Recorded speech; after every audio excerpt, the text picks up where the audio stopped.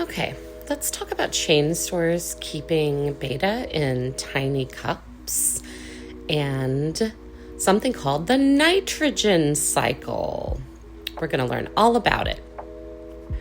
Even if water in these cups looks clear, there's a reason the fish are dying and suffering from horrible fin rot at places like Petco and PetSmart. And that is because even if the water looks clean, as soon as fish defecate or even breathe in the water, ammonia is introduced to the water. When ammonia is introduced, bacteria that is already present in all water and on things starts eating the ammonia and converting it to nitrites. Both nitrites and ammonia are toxic to fish. Ammonia chemically burns the fins on the fish. Nitrites deplete oxygen in the tank, and these ammonia and nitrite spikes can also cause the fish bodies to weaken and cause fin rot, which this fish has.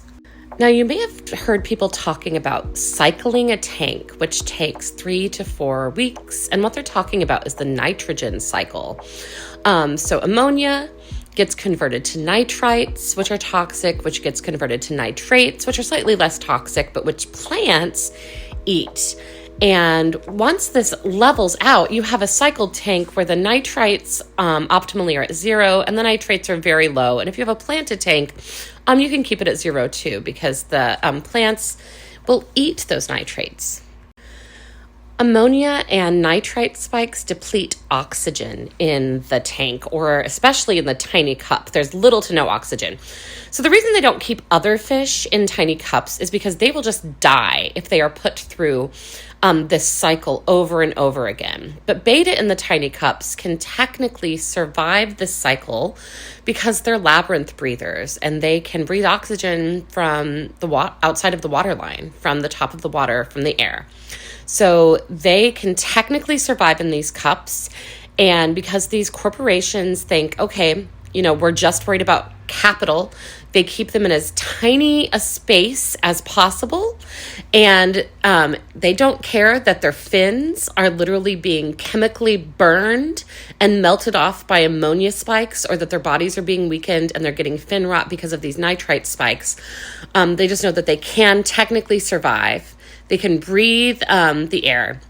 So they're getting treated really horribly, and they're counting on people to buy these fish, I guess, out of pity for them.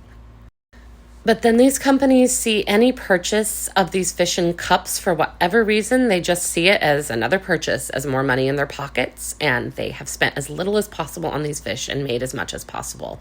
So I do not buy these fish in cups from Petco or PetSmart or wherever, any place that's keeping them in cups. These fish were so badly off, one of them was dead, that the employees there, who also, most of the employees hate these practices and hate seeing fish like this.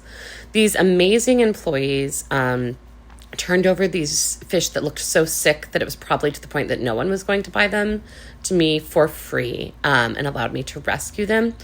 Since I had a cycled tank at my house, and my stepdaughter also had a 10-gallon cycled tank at her house with plants.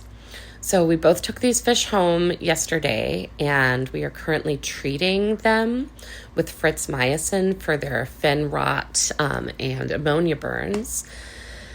And we're just hoping that they survive. This is Gideon. That's what I'm calling my fish that I currently have in a hospital tank. It's a smaller hospital tank. This is him on day 2. You can still see the black marks from the fin rot. I'm treating him with fish antibiotics, and I really hope he's going to make it.